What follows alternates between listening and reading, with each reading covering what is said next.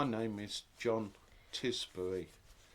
I normally start off with 2 Guinnesses, get a bit of iron, and then go on the Holston. I've lived here since 1980. I moved from Mill Hill, northwest London, but my dad was born here, only about 3/4 mile from the bowls ground. And during the war, he refused to be evacuated to the countryside because he was born in 1928, so he was a young child during the war years. Him and some other friends who also were not evacuated. They used to go round to bombed out houses to see what you could find, as you would, I guess. It's a bit of an adventure. And one day they found a cache of gold coins, like sovereigns and all this. I don't know how many, but it's over 7. He said it's quite a few.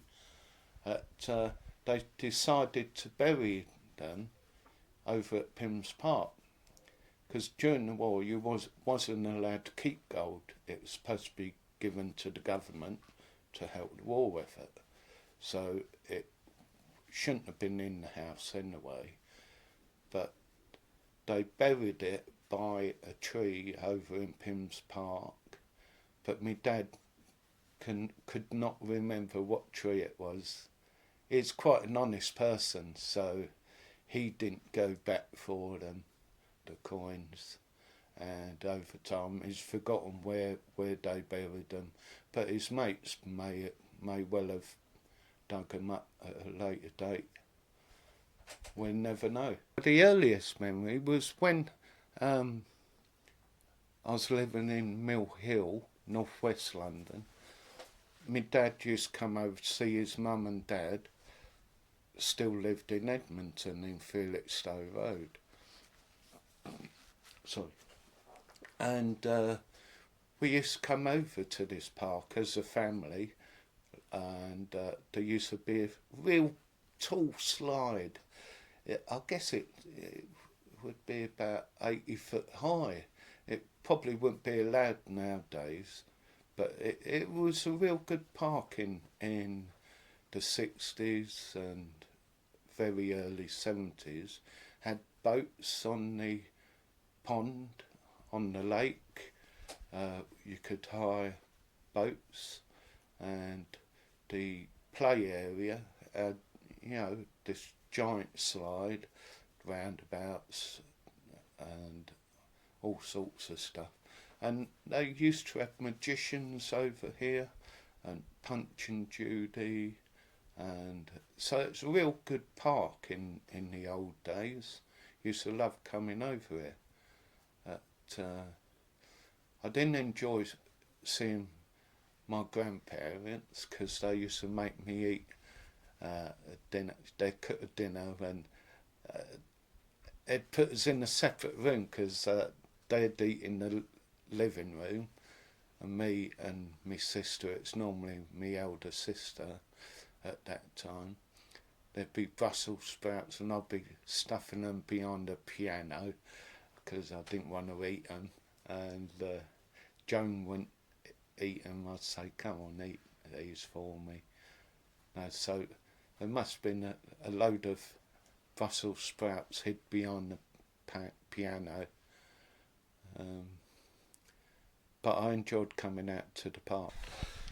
I joined about 8 or 9 years ago. We used to play at Bush Hill Park, but my friend Leslie, she was a member down here, and I used to come down for a drink, and Vince, the barman, he kept asking me, why don't you become a member?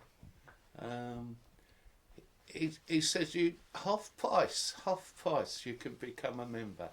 And when I did join, it was full price. That had gone out the window. But so I joined to be, it seemed a friendly club, and my friend Leslie, you know, so that's why I joined about 8 years ago. Probably about 4 or 5 years before, Vince kept asking me to get the VIP's bowls group to come and join this club, because we used to play at Bush Hill Park, but Vic, who organised it first of all, he passed away, so we had no connection with Bush Hill Park. I didn't really accommodate us that well, really. The bar was never open, and we played every Thursday afternoon, and that was it. So anyway, I joined it, and I've convinced Jim and Paul and Umren to come and become members here. And our VIP Bowls Club decided to play here as well, leave Bush Hill Park. That was about 5 years ago. So we've been here since then.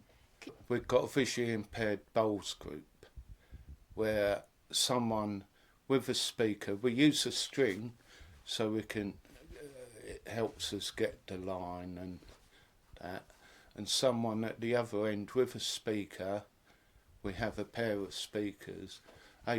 We do it on the clock system, so they are 12 o'clock, they'd say your bowl is 4 feet at 9 p.m. So you know where the bowl has landed. And just... Well, there's a little white ball, it's called the jack, and the object of the game is you normally play with 3 bowls. If it's a pair, you play with 4 bowls, which are about the size of a cannonball, and they've got a bias on one side, so the object is to get as close as you can to the jack, which the minimum distance is 25 yards, that's the shortest jack, and maximum is 35 yards. So you bowl your wood and see where that goes, and then the other person, they do their bowls, comes back to your turn, and whoever is closest to the jack gets the point. If you've got 3 woods that are close to the point, jack, you get all 3 points. But if your team member gets, say, 2 in, you get 5 points. All depends on who's closest to the jack, basically. Oh, if you go in the ditch, we say you should buy a round, but we don't implement it.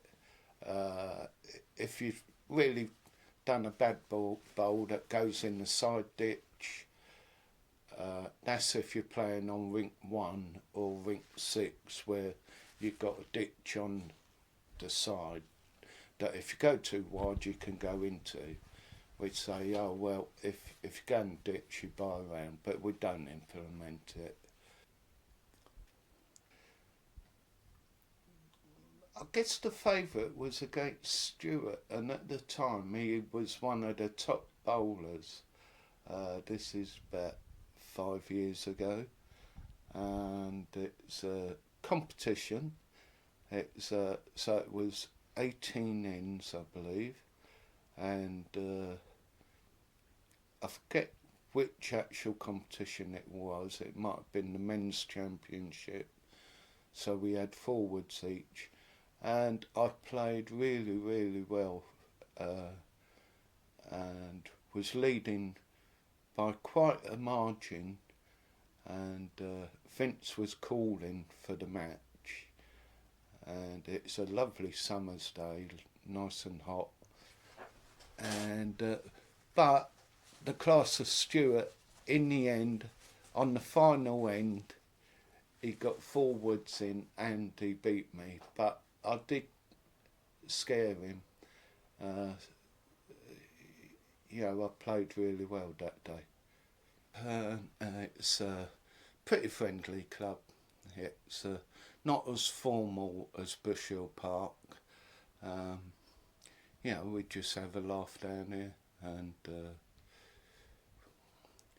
we go away occasionally. At Christmas we have a